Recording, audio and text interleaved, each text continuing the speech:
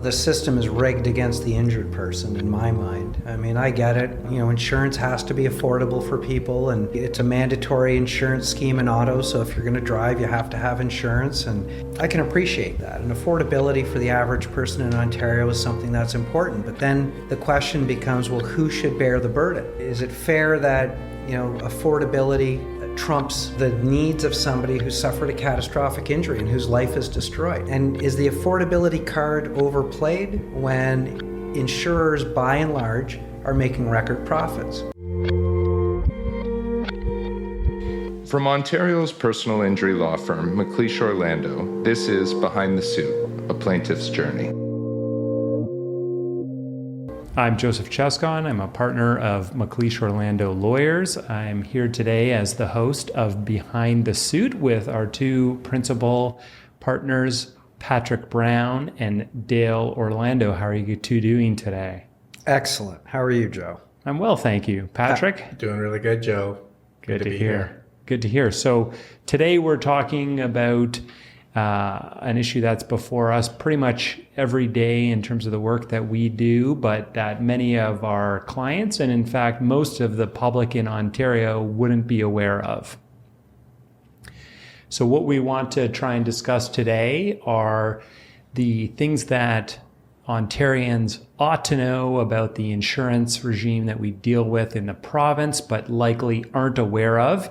And in some case, that can result in very putative results for their cases, as I understand it. Yes. Sounds like we're going after the things that are hidden, Joe. That's secrets right. The insurance industry doesn't want the public to know. Yes. The start of most cases comes with notifying potential tortfeasors or wrongdoers in a claim. This relates to notice periods, and probably that's a topic that most people in Ontario aren't very familiar with. What can you tell us, Dale, about notice periods related to municipal defendants? Yeah, I think just in general, the public is largely unaware of the fact that there are fairly significant restrictions on the ability of a person to start a lawsuit. So, the general limitation is 2 years, of course. So, for almost every type of case that we're involved in, if you haven't started your lawsuit within 2 years of the date of the accident, you're out of luck. Unless you're a minor. With a minor, the time doesn't start to run until the minor turns 18 or until litigation guardian's appointed. But generally speaking, there's a 2-year limitation period. And 2 years is adequate, largely. In particular for people with significant injuries, if they're going to sue, they're going to look into it within the first 2 years. And that's something that may be known, partly at least to the general public. What they don't know is that over time, the insurance lobby has lobbied government to make it more difficult for people to bring forward a suit in a lot of different circumstances. So, you mentioned municipalities. So one example is if you are involved in a car crash and because of ice or snow on a roadway, you have to notify the municipality within 10 days of the accident. And there's a reason for that. They do need to do some sort of investigation. There's a little bit of wiggle room within that legislation. If you've got a reasonable excuse and there's no prejudice, you can get around it. But the courts have interpreted this limitation pretty seriously. And you can have somebody with a multi-million-dollar damages claim who's out of luck because they didn't provide the municipality with notice of their intention to bring forward an action. And what would your advice be then to our listeners in terms of trying to avoid running afoul of these time limitations? Well, on the one hand, it may be tasteless to say, well, as soon as you have an injury, and if it's a serious injury, you should seek legal counsel as quickly as possible. But in certain circumstances, municipalities being one, that's absolutely the advice that should be given, because your lack of awareness of the rule doesn't negate the rule. Speak to competent legal counsel as quickly as possible. When in doubt, check it out. Yeah.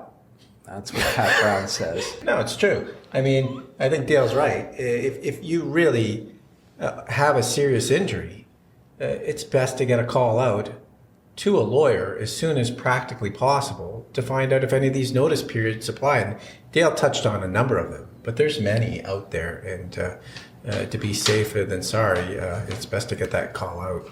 Oh, and most recent one is a limitation that was introduced about a year ago by the Ontario government that if you are injured as a result of the negligence of an occupier, somebody who controls a piece of property and controls the maintenance of that property, you've got to provide them notice within 60 days of your intention to sue. This is if you fall on somebody's icy driveway or some other hazard exists as a result of somebody's poor maintenance or poor repair of their property and you're injured, you've got to provide notice of your intention to sue within 60 days. Even though there is a 2-year limitation period, the notice provision is there. And this is for occupiers. So this would apply also to situations where you might have a tenant in a building and they're alleging some issue with, for example, a smoke alarm, which can sometimes lead to fire loss cases like we've talked about in previous episodes. Sure. Any negligence that leads to injury, whether it's poor maintenance, lack of inspection and repair, poor design, staircases that aren't up to code, no railings, poor lighting, you name it. There's a number of different instances where people suffer injuries and serious injuries as a result of somebody else's failing. And instead of those people being held accountable, they're not if you run afoul of this new notice provision, or at least that's potential. That's the possibility. And Pat, you said that if you're in doubt, if a prospective client's in doubt about what the applicable law may be, that they should consult with competent legal counsel.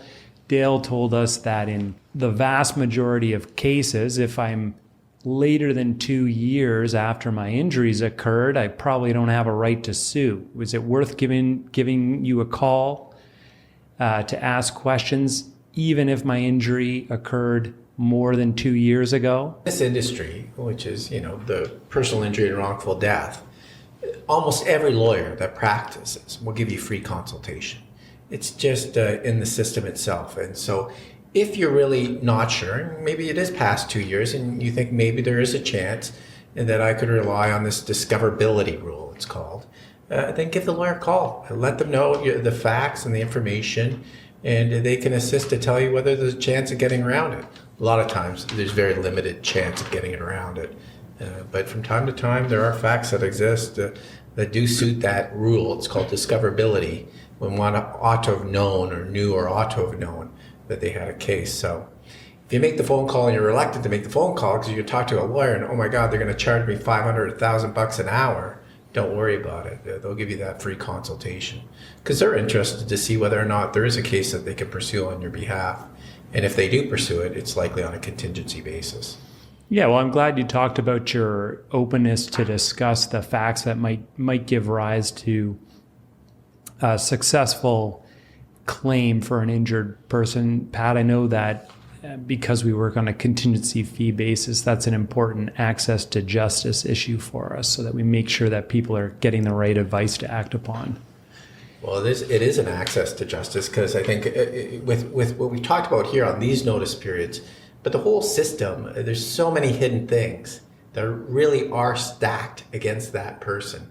I think most people think, oh, in Ontario, if somebody does me wrong, a drunk driver hits me or causes a crash with me, I'm going to get full compensation because I'm completely innocent and that person's conduct was egregious. Well, it doesn't happen that way. Our system isn't designed for full compensation because there's all these little hidden things that benefit insurance companies to ensure that you don't get full compensation. And speaking of another one of these largely unknown insurance nuances, Dale, I know you and I worked on a case where it focused on the threshold in Ontario, and maybe you can tell us a little bit about what that means and how that applies, including to the 2-year discoverability. Well, I mean, in motor vehicle cases, so the threshold doesn't apply outside of the motor vehicle litigation realm in Ontario, but in order to recover damages for pain and suffering and loss of enjoyment of life, or recover damages for the future cost of your medical care, you have to be able to establish to a judge that the injured party has a permanent and serious impairment of an important physical, mental, or psychological function. Now, permanent means indefinite, so the problems that you have are going to be with you for the rest of your days. And serious is defined in a regulation to the Insurance Act, and it essentially says that an impairment isn't serious unless it substantially interferes with your ability to do most of your activities of ordinary living, or it prevents you from pursuing your chosen occupation, despite accommodations by your employer. So, or if you're a student, it prevents you from engaging in your chosen career education or vocational course. So you can have really significant injuries, but if you're able to get back to work, you may not meet that threshold. And if you do meet the threshold, well, that's great. You can bring forward your action. Most of these cases are tried with a jury, and the jury is not made aware of many things. So, number one, the jury's not made aware of the fact that the person you're suing has auto insurance. You're not allowed to speak about auto insurance in court. So my Joe Cescon hits me in his car. I'm suing Joe Cescon. He's got a $2 million auto policy. But Joe's lawyer in court in front of the jury will allude to the fact that, Mr. Cescon's being asked to pay these damages, and Orlando's claim is for $500,000, and Mr. Cescon's being asked to pay that, without any mention of the fact that it's not Mr. Cescon, it's Mr. Cescon's insurer. But God forbid you speak the insurance word in court, you have yourself a mistrial. The jury's also not made aware of the fact that there's a limit on the amount of damages for pain and suffering and loss of enjoyment of life. So, yes, it's great you've gotten over this threshold. Well, the most any court can award for pain and suffering and loss of enjoyment of life is about $400,000. I say about because it goes up with inflation every year. It was set at $100,000 in 1978 by the Supreme Court of Canada. It's just inched up with inflation since then. And, that $400,000 is reserved for people who are the worst injuries you can imagine: quadriplegia or horrific brain injury where you can't walk or talk or feed yourself. Those are the types of people that get the top end of the range. And the jury's not aware of this, generally speaking. And they're also not aware of the fact that there's a deductible. So if you present your pain and suffering claim and the jury comes back and says, okay, well, Orlando was pretty badly injured and Cescon's the driver, so we're going to order Joseph Cescon to pay Orlando $140,000 for his pain and suffering and loss of enjoyment of life. Well, what they don't know is that there's a $44,367 deductible on that award.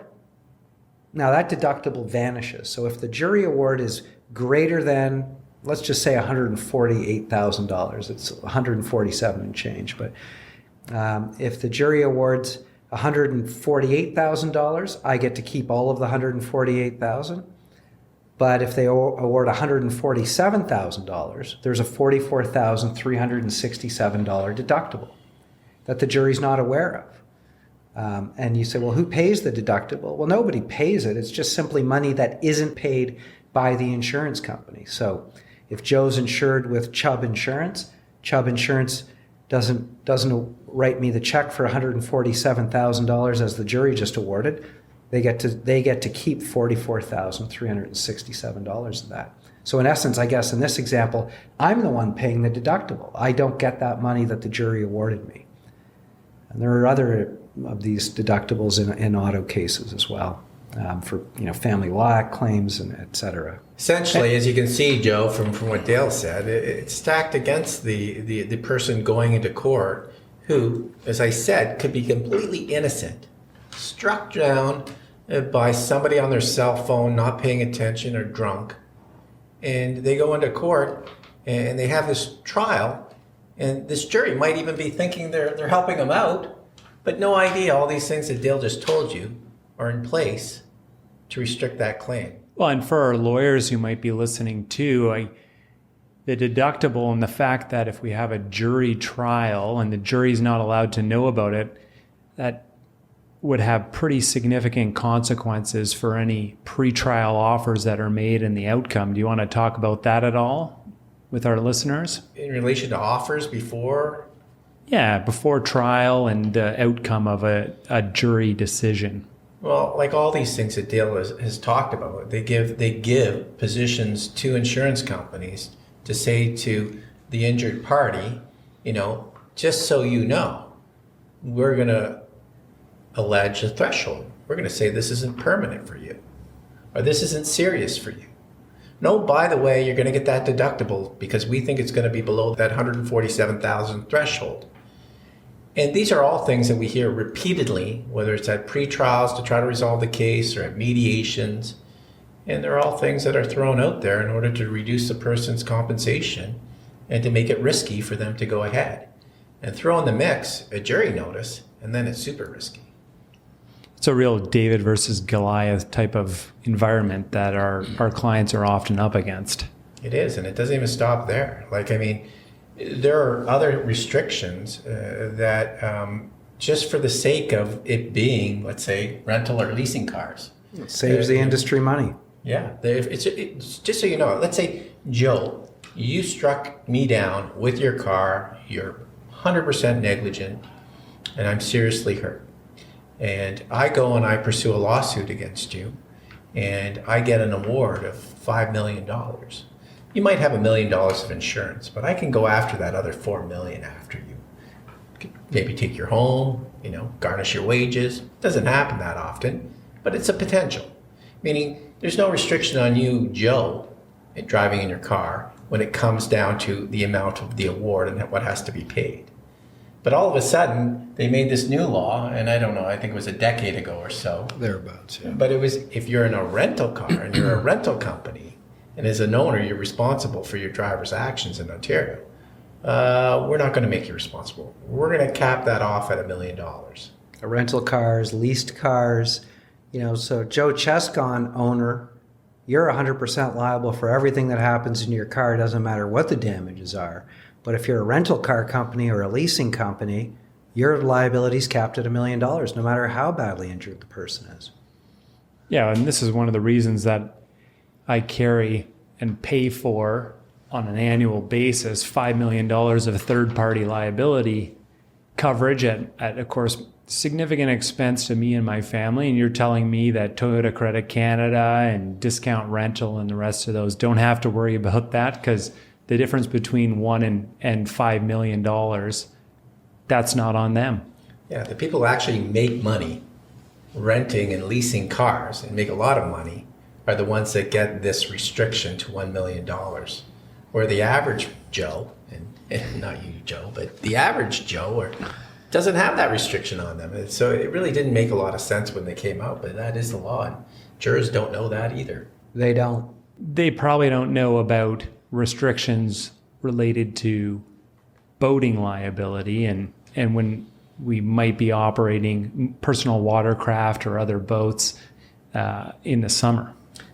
Yeah, well, we have some pretty prominent boating cases that we've done, and we continue to do that. And oddly enough, there's a law that restricts the amount that can be paid out from a boating crash. It's really more or less restricted to $1 million per boat.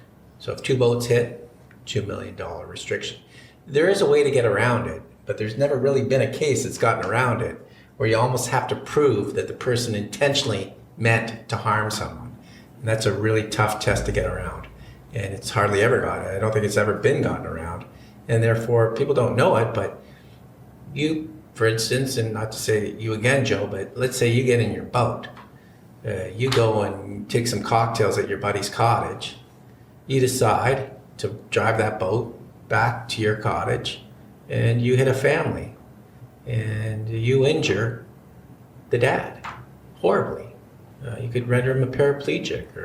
And in these boating crashes, as we know, the injuries are pretty significant. There could be amputations, paraplegia. And all of a sudden, he can't earn any income for the rest of his life for his family. And then secondly, they have to bring in people to help him day to day, just with his own personal support work and attendant care and everything like that. And all of a sudden, that number adds up because he's a young dad. He's 30 years old. Well, that claim is millions of dollars. It obviously adds up. Well, sorry, you're restricted to 1 million. Done suing Joe. You can't go above that. So it's, the system is rigged against the injured person in my mind. I mean, I get it. Insurance has to be affordable for people, and, it's a mandatory insurance scheme in auto. So if you're going to drive, you have to have insurance. And I can appreciate that. And affordability for the average person in Ontario is something that's important. But then the question becomes, well, who should bear the burden? Is it fair that, affordability trumps the needs of somebody who suffered a catastrophic injury and whose life is destroyed? And is the affordability card overplayed when insurers, by and large, are making record profits? The insurance product, what's available to people, gets a little bit smaller every year. Premiums, not every year, but from time to time, there's revisions to the no-fault insurance rules, and there's restrictions placed on people's rights to receive awards in personal injury lawsuits. But the premiums still go up, and the insurers are making record profits. So I think there needs to be a restoration of balance where the rights of the horrifically, catastrophically injured person weigh equally, if not more, than the need for insurance companies to make a profit and affordability to be the main issue. It certainly seems just patently unfair that you have somebody operating very expensive watercraft on any of the big Muskoka lakes or any of the Great Lakes in Ontario up at their $5, $10, $15 million second homes and cottages, and you're telling me that person who likely has insurance but also the assets to pay for a judgment, the maximum I can recover from them if I'm just catastrophically injured is $1 million. Yeah, $1 million. Well, that seems unfair. It is unfair. And it's certainly unfair to those people who are seriously injured, because they will never be able to get that compensation anywhere else. And why do you want to protect people? Like, if you have a society where you're really trying to call into accountability of people, drinking and boating, and you want to restrict it, and you're throwing money at that through education and enforcement, why would you ever cut them a break when they actually do harm someone? And why is it the person who gets harmed have to do the major suffering and take that reduction? It just doesn't make any sense. And I don't know why the government isn't changing that. Well, it's interesting. I know on the flip side of that coin, when it comes to people who are injured and may find out after the incident that they don't have any auto insurance, there are very punitive legislation that applies to them in respect of their right to advance a claim. You want to tell us at all about the restrictions on accident benefits, Dale, or the restrictions on tort rights for people who are operating a motor vehicle contrary to the Compulsory Motor Vehicle Insurance Act? Yeah, I mean, we've got an interesting case in the office that Joe and I are working on, and this young woman, 17 years old, driving a small motorcycle that it did require insurance. She tried to get it insured but wasn't able to because of a mechanical issue with the vehicle, and she ought not to have driven. She shouldn't have been driving this vehicle on a roadway, but she did, knowing that it wasn't insured. And she suffered a spinal cord injury as a result of the negligence of another driver. She did absolutely nothing wrong. And she's a paraplegic as a result, in a wheelchair for the rest of her life and need care for the rest of her life. And she has no right to sue. The right to sue has been completely taken away from her as a result of a provision in the Act that says if you're in violation of the Compulsory Automobile Insurance Act, you can't bring a case. So, her lawsuit would be worth $4 or $5 million.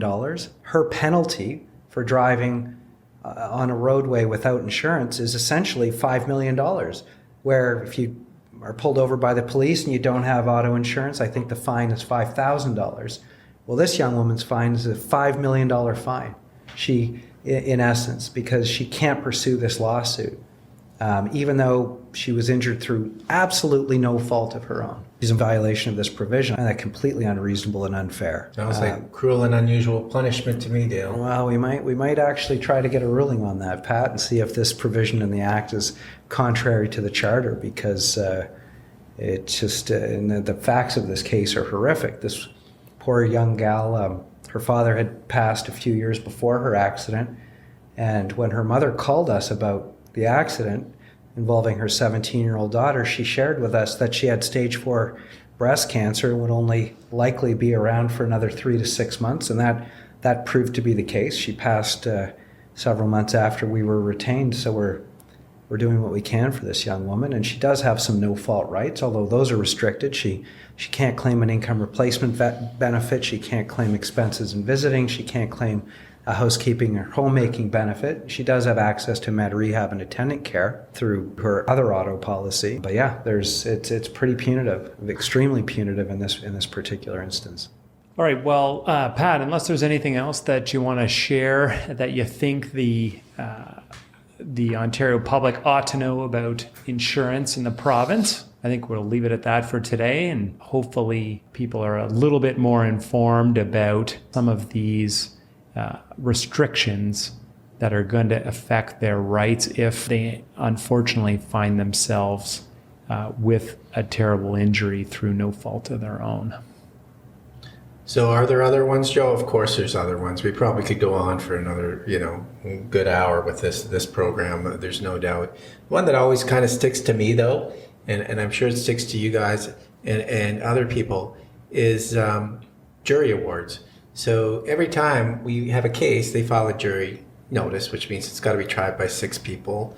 It's very limited on how to tell who those people are, or their views, or whether they're partial or not. But in any event, it's highly risky to the injured person because the results can very much vary.